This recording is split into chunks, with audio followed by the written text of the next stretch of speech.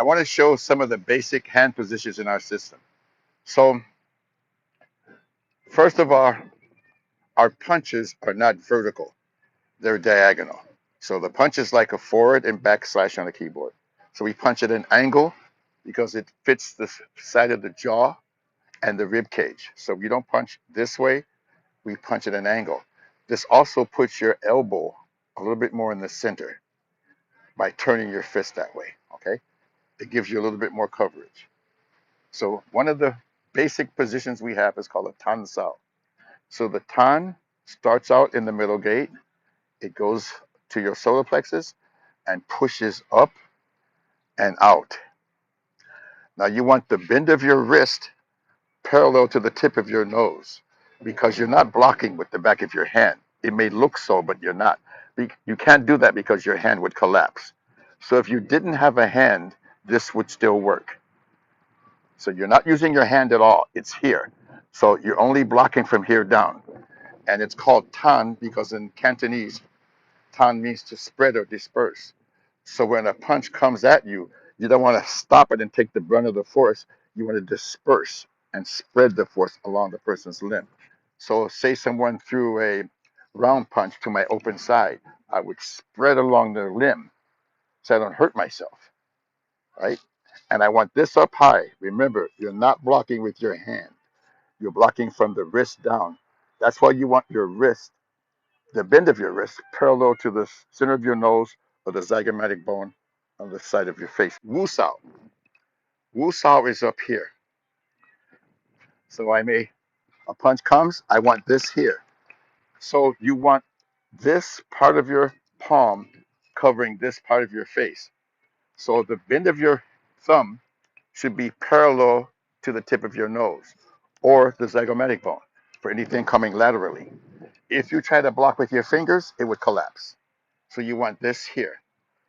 And you're using this fleshy part of the palm. It's called the hyperthenar eminence. It's the strongest part of the human hand. This Wu Sao is practiced pulling back, but it's applied going forward. So when the punch comes, I'm actually causing trauma to their arm. So I'm actually hitting their arm, see? And this is really strong. So you can actually take the force of a blow. Another important hand position is a Fuk Sao.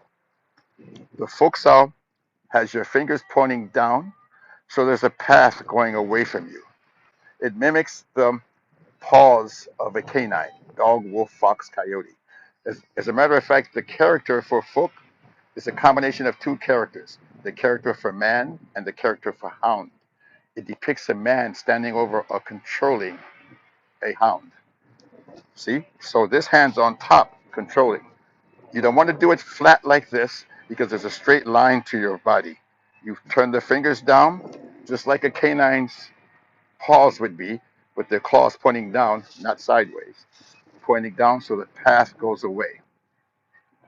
This is how we open our first form. As a matter of fact, all the forms.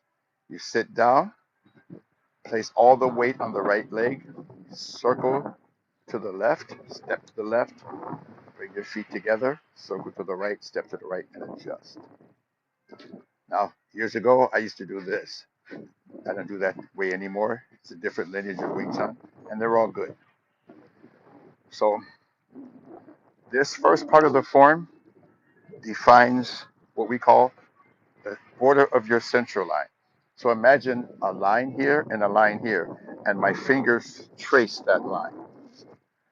So this shows you where you can strike without moving your shoulder to telegraph your intent. You don't want to do this. An experienced fighter can see that and react to it. So my fists are even here, so I can hit the same target without telegraphing my shoulder.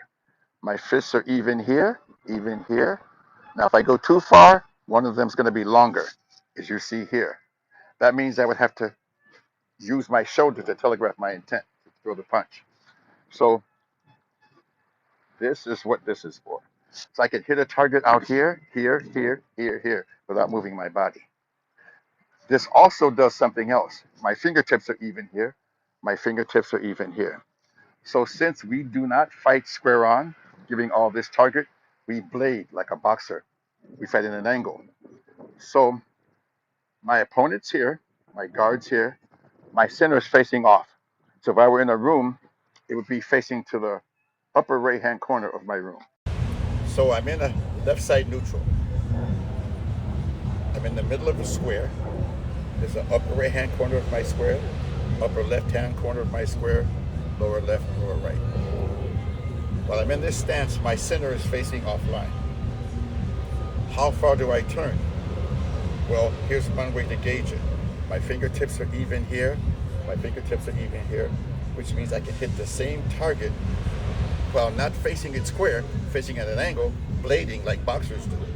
I can hit, but if I turn too far to the right, one hand is shorter than the other, which means I can't hit the same target, which means I have to telegraph with my shoulder. So this is one of the purposes for doing this, for defining your central line and knowing how far you should turn. The same thing if I'm in a front stance. My center is facing there. My center is not facing my opponent, it's facing there. So how far do I turn? See, I can hit you without moving my shoulder. If I turn too far, one hand is longer than the other. This hand won't reach, see? So for me to hit you, I have to telegraph my intent. You don't want to do that. So that's what that's for. So then we start out with our punch. Our punch starts here. Don't start the punch from back here. Start it from where you're going to fight. If you're in a fighting stance, your guard would be here, about this distance from your body, and your punch would drive out from here. You're not going to start it from back there. So you place the punch in the center, drive it out. Stretch, circle around. Now when you first learn, you stay in a fixed point in space, and this is called a Hyun Sao. Later on, you learn to leave that line, to circle around. So I don't stay in that fixed point. That would be a Hyun Sao. This is a Lao Sao. I slip around. So if I punch and someone slaps my hand away, I slip around and then cover the line to strike. Okay? So one's a Hyun Sao, one's a Lao Sao. We do a Tan. So my center's here, so my hand comes alongside my body, pushes out about 135 degrees. And it's in front of my face because I want it in my center line.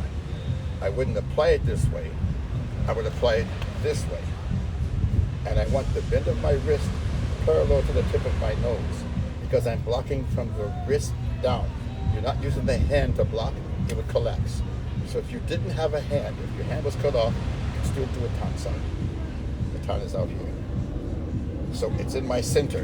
So we practice it in the center, but we apply it here and get out there. Because a lot of people would think you can't see your opponent with your hand. This is not how I'm going to fight. I'm not going to fight square. I'm going to fight at an angle. So my Tan is here. It's in my center. See? It's in my center, except my center is facing there. Another important thing about the form is Wing Chun teaches you to use left and right brain independently. The left hemisphere of your brain controls the right side of your body. The right hemisphere controls the left side of your body. So it's like doing this. So when you're standing here in a neutral stance, or Kim Yong Ma, Yichi Kim Yong Ma, you don't want to have your fist resting on your body because your brain's not working on it. So for example, I want my left fist in this instance to be at least 2 fingers off my body while I'm using this hand. If I rest this hand here, I'm only using one side of my brain. This is lazily put there. I want this over here. So while I'm training my right hand, I'm also focusing on the left hand, and vice versa. See? This hand should be off the body, not resting on your body. The next one would be the Fuk Sao. Fuk Sao is controlling or subduing hand in Cantonese. So your finger should be pointing toward the opposite toe, so you create a path that goes away from you. You don't want to do it flat like this because the path comes towards you. Also, fingers should point down because they represent the paws of a canine. Dog, wolf, fox, coyote, whatever. Okay? The character for Fuk is composite of 2 characters, a man and a hound. So it depicts a man controlling a hound. If you have a dog, their paws point down, their claws point down. So this is how you want to do that. Okay? Another important position in Wing Chun is a Bong Sao. So Bong Sao starts from here and it lifts and rolls up. So it's done from underneath your opponent's arm.